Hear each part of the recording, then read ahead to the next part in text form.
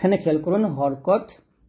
হরকত হচ্ছে 3 প্রকার। হরকত কত প্রকার? 3 প্রকার। এক হচ্ছে জবর, জের এবং হচ্ছে পেশ।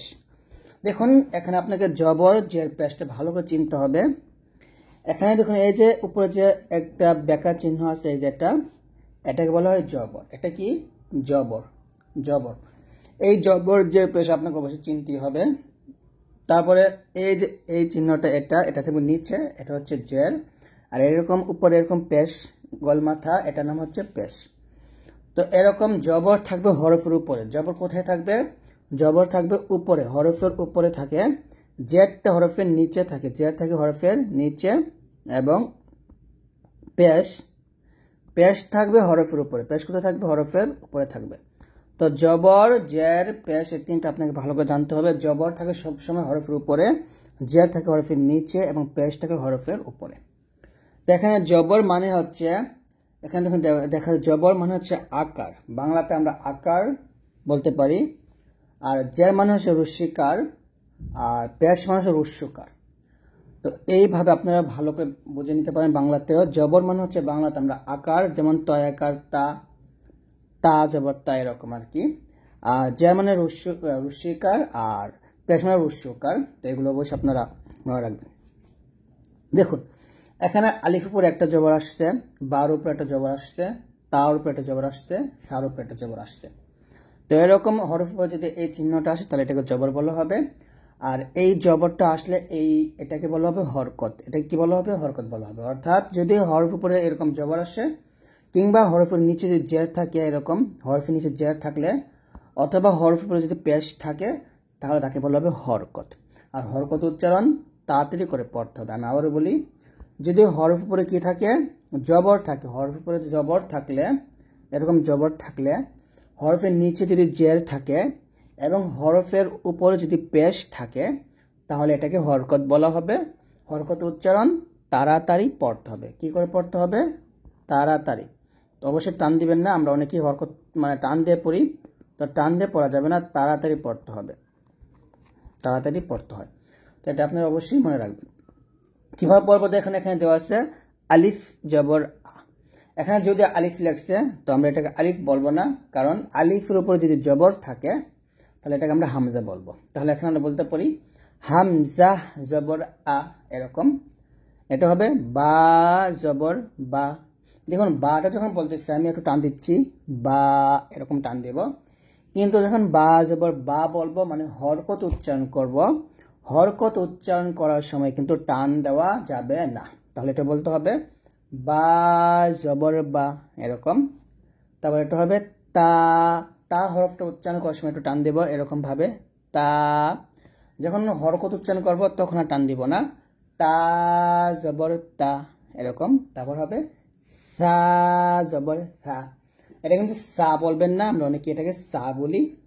তো এটা সা না। জিহ্বাটা কোনোভাবেই আপনি নিচের দাঁতে লাগাবেন না, জিহ্বার আগাটা আপনি উপর দাঁতের আগার সঙ্গে লাগাবেন, পাতলা করে বাতাস বের করে উচ্চারণ করবেন, সা জবর সা, এরকম ভাবে। তারপর আসেন জের। দেখুন যদি হরফ নিচে এরকম জের থাকে তাহলে উচ্চারণটা হবে হামজা জের ই, অথবা আমরা আলিফ জের ই এখানে লেখা হয়েছে, তো আমরা আলিফ জের ই বলবো না, আমরা হামজা ই বলবো। কারণ আলিফের উপর জবর, জের, পেশ থাকলে এটাকে হামজা বলে। আমরা কিন্তু আগের ভিডিওতে শিখছি এগুলা, মানে এর আগের পর্বতে শিখে আসছি। তো এখানে আমরা বলবো হামজা জের ই, বা জের বি, তা জের তি, সা জের সি, এরকম। সা জের সি। আবার বললেন হামজা জের ই, বা জের বি, তা জের তি, সা জের সি। তো এরকম ভাবে পড়বেন। তারপর হচ্ছে পেশ। পেশের উচ্চারণে দেখুন, পেশ অবশ্যই সবসময় হরফের উপরে থাকবে। হামজা পেশ উ, বা পেশ বু, তা পেশ তু, সা পেশ সু। তো এরকম ভাবে আপনারা ধীরে ধীরে উচ্চারণ করবেন। এখানে দেখুন খুবই গুরুত্বপূর্ণ এই জিনিসটা, অনেক অনেক অনেক গুরুত্বপূর্ণ, এটা ব্যতিক্রম। নিচে যে 8টি হরফ আছে এই যে খ, র, সদ, দদ, ত, জ, কফ এবং হচ্ছে গইন, এই 8টা হরফে বাংলাতে আকার ব্যবহার হবে না। আমরা কিন্তু একটু শিখছি যে যদি আমরা জবর দিয়ে উচ্চারণ করি তাহলে আমরা কি করি, বাংলাতে আকার দিয়ে উচ্চারণ করি, যেমন বা জবর বা, ব আকার বা, তা জবর তা, ত আকার তা, এরকম ভাবে আমরা জবর উচ্চারণ করি, মানে আকার দিয়ে উচ্চারণ করি জবরটা। কিন্তু এই 8টা হরফে কিন্তু আকার ব্যবহার করা যাবে না। তাহলে এটা কিন্তু আমাদের যদি আকার ব্যবহার করতাম তাহলে হয়তো খ জবর খা হইতো, খা। এটা কিন্তু খ জবর খা বলা যাবে না, এটা কিন্তু রং হবে, বলতে হবে খ জবর খ, এরকম খা বলবেন না, কিন্তু খ জবর খ। দেখুন র জবর রা বলবেন না, এটা হবে র জবর র, র জবর র বলতে হবে, রা বলা যাবে না। এটা হচ্ছে খ জবর খ, আর এটা র জবর র। যদি রা বলি তাহলে কিন্তু আকার ব্যবহার হয়ে যাবে। এখানে লেখাই আছে নিচে 8টি হরফে জবর দিলেও আকার উচ্চারণ না হয়ে সে হরফই উচ্চারিত হবে, অর্থাৎ এখানে আকার উচ্চারণ করা যাবে না। তারপর এটা দেখুন সদ জবর সা হবে না, বলতে হবে সদ জবর স, স এরকম, সদ জবর স এরকম ভাবে পড়বেন। দেখুন নিচে উচ্চারণ দেওয়া সুন্দর করে, সদ জবর স। তারপর হচ্ছে দদ জবর দ, ল মোটা হবে, দা বলবেন না, দা বললে কিন্তু ভুল হবে, এটা হবে ল। লদ জবর ল, এটা হবে প জবর প, ল জবর ল, কফ জবর ক, গইন জবর গ, গা বলা যাবে না, বলতে হবে গ, গইন জবর গ। তো এরকম ভাবে আপনারা সুন্দর করে উচ্চারণ করবেন। তারপর হচ্ছে দেখুন ওয়াও জবর ওয়া, ওয়াও পেশ, এখানে ভু লেখছে, কিন্তু ভু কোনো মানে ভু আরবিতে শব্দ না, যদি মানে বাংলাটা যেরকম লেখছে এখানে এটা হচ্ছে ভু, তো এই ভু কিন্তু আরবিতে কোনো উচ্চারণ নাই, এটা ভুল, এটা হবে না, বলতে হবে ওয়াও পেশ ভু, ভু বলতে হবে, ভু কিন্তু না, ভু না, অর্থাৎ আরবিতে এরকম কোনো ধরনের উচ্চারণ পাওয়া যাবে না।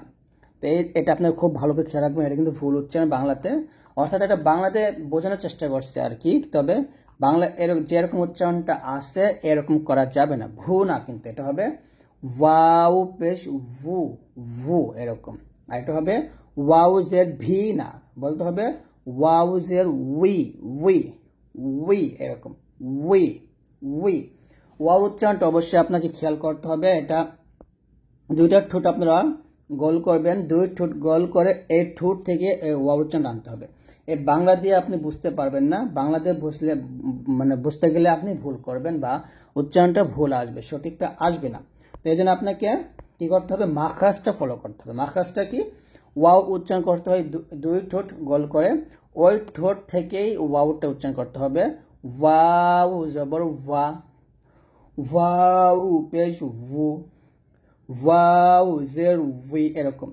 অর্থাৎ আমরা যে বাংলাতে ভু ভি বলি, আমাদের কিন্তু দুইটা ঠোঁট মিলে যায়, আপনার দুইটা ঠোঁট না মিলে উচ্চারণ করেন ওয়াও পেশ ভু, ভু, দুই ঠোঁট মিলবে না, ঠোঁটের মাঝখানে ফাঁকা থাকবে, ঠোঁটের মাঝখানে কি থাকবে, ফাঁকা থাকবে, ফাঁকা রেখে আপনাকে ওয়াওটা উচ্চারণ করতে হবে। দুই ঠোঁট যদি আপনার মিলে যায় তাহলে বুঝে নেবেন আপনার ওয়াও উচ্চারণ হচ্ছে না, দুই ঠোঁট মিলে গেলে আপনার ওয়াও উচ্চারণ হবে না, জিন্দিগিতে হবে না, ঠোঁটের মাঝে অবশ্যই ফাঁকা রাখতে হবে। আর এটা হলক থেকে নিয়ে আসা যাবে না, এটা দুই ঠোঁট থেকে উচ্চারণটা আনতে হবে। তো এই হচ্ছে ওয়াও উচ্চারণটা আমাদের অনেক সমস্যা হয়, তো এটা বেশি বেশি করে প্র্যাকটিস করবেন। তারপর দেখুন এখানে লেখছে হরকতের জের জবর পেশ ব্যবহার শিখি, অর্থাৎ এখন আমরা জবর জের এবং পেশের যে উচ্চারণটা শিখব। আমি কিন্তু আগেই বলছি যে আলিফে জবর জের পেশ থাকে তাহলে আলিফে কি বলা হয়, হামজা বলা হয়। তাহলে এটা আমি কি করব, হামজা জবর আ বলবো, হামজা জবর আ, হামজা জের ই, হামজা পেশ উ, আ ই উ এরকম ভাবে পড়বেন। তারপরে বা জবর বা, এখানে দেখুন বাংলা শুধু উচ্চারণটা দিচ্ছে, আর কিন্তু বানানের নিয়মটা আমরা শিখছি, তো এখন বানানের নিয়মটা দেয় না, শুধু উচ্চারণ দিচ্ছে। বা জের বি, বা পেশ বু, বা বি বু এরকম। তারপর হচ্ছে তা, মাখরাজগুলো খেয়াল করুন। হামজাটা হবে হলকের শুরু থেকে, হলকের শুরু থেকে আপনাকে হামজার উচ্চারণ করতে হবে, আ ই উ এরকম। বাটা দুই ঠোঁট মিল করে ওই ঠোঁট থেকে উচ্চারণ করতে হবে, বা বি বু এরকম। আর তার উচ্চারণ করতে হবে জিহ্বার আগা সামনের উপরের দুই দাঁতের গোড়ার সঙ্গে লাগিয়ে তার উচ্চারণ করতে হবে। তা জবর তা, তা জের তি, তা পেশ তু, তা তি তু। সা, সাটা পাতলা হবে, জিহ্বার আগা সামনের উপরের দুই দাঁতের আগার সঙ্গে লাগিয়ে সা পাতলা উচ্চারণ করবেন। সা জবর সা, সা জের সি, সা পেশ সু, সা সি সু। তারপর হচ্ছে দেখুন জিম জবর জা, জিমের মাখরাজটা কি জিহ্বার মধ্যখান, তারপর উপরে তলার সঙ্গে লাগিয়ে জিম উচ্চারণ করতে হবে। জিম জবর জা, জিম জের জি, জিম পেশ জু, জা জি জু এরকম, জা জি জু। এটা হবে হা, একটু চিকন বাতাস বের করে হার উচ্চারণ করতে হবে। হা জবর হা, হা জের হি, হা পেশ হু, হা হি হু এরকম ভাবে। তারপরে খ, দেখুন এটা খা বলা যাবে না, এটা বলতে হবে খ, খ জবর খ। এখানে দেখুন একটা স্টার দিছে, তার মানে এটা খুব গুরুত্ব দিয়ে বোঝাতে বলছে। অর্থাৎ এখানে আমরা অনেকে বলি খা বলি, মানে খা জবর খা এরকম ভাবে উচ্চারণ করি, তো খা বলবেন না, এটা হবে খ, খ জবর খ এরকম ভাবে। খ জবর খ, খ জের খি, খি, খ জের খি, খ পেশ খু, খ খি খু, খ খি খু এরকম। তারপর দাল জবর দা, দাল জের দি, দাল পেশ দু, দা দি দু। জালটা পাতলা হবে, জিহ্বার আগা সামনের উপরের দুই দাঁতের আগার সঙ্গে লাগিয়ে জালটা পাতলা উচ্চারণ করবেন।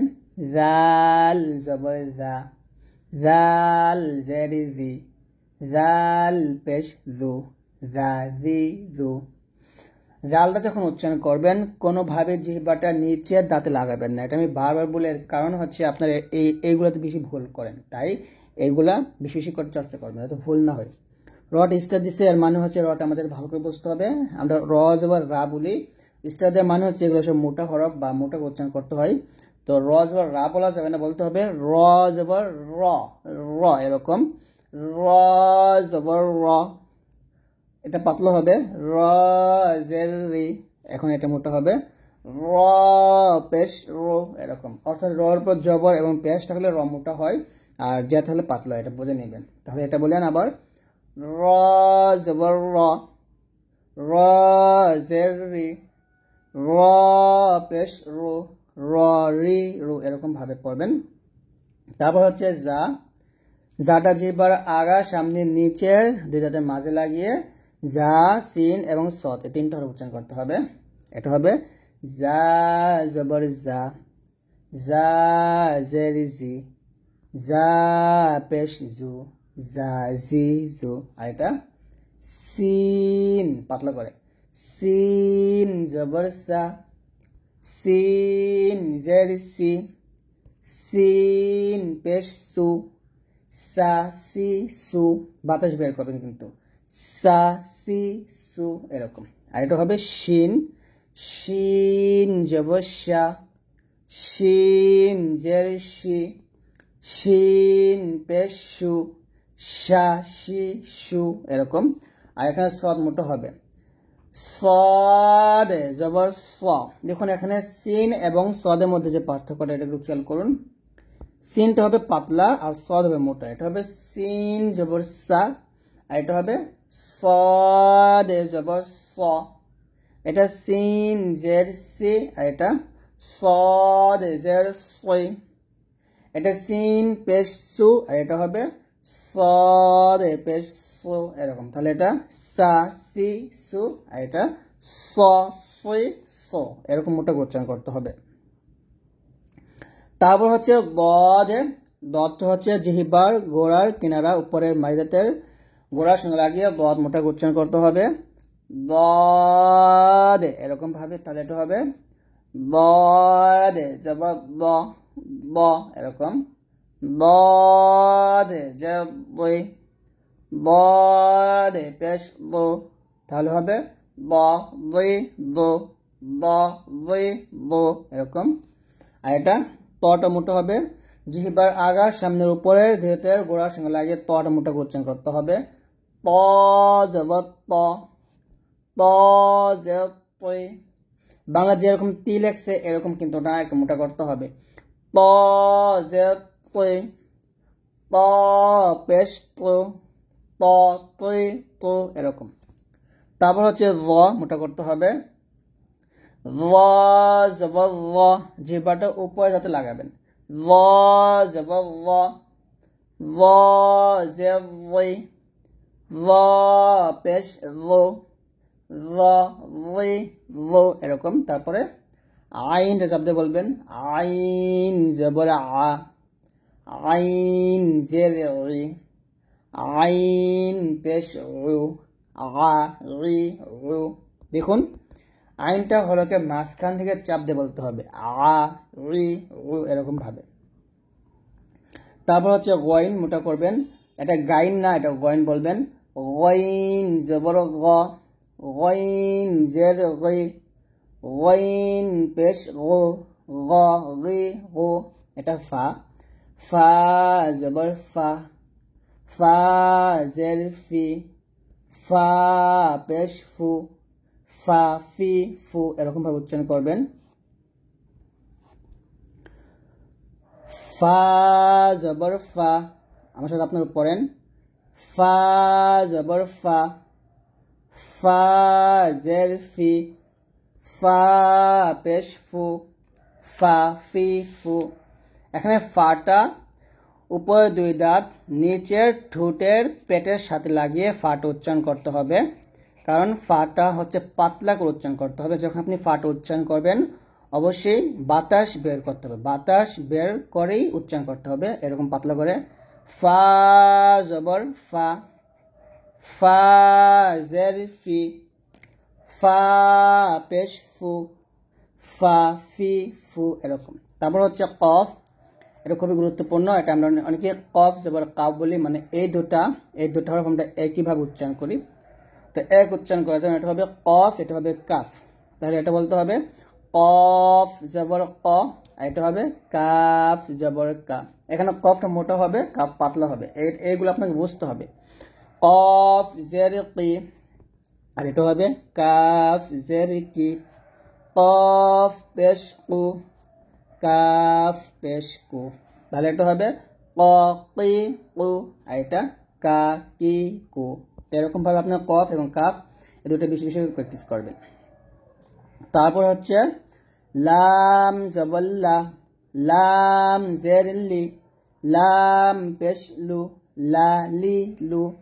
মিম জবর মা, মিম জের মি, মিম পেশ মু, মা মি মু। তারপরে নুন জবর না, নুন জের নি, নুন পেশ নু, না নি নু। ওয়াও জবর ওয়া, ওয়া ঠোঁট গোল করে, ওয়াও জবর ওয়া, ওয়াও জের উই, উই উই, একটা উল্টা টান দিয়ে নিয়ে আসবেন, উই এরকম।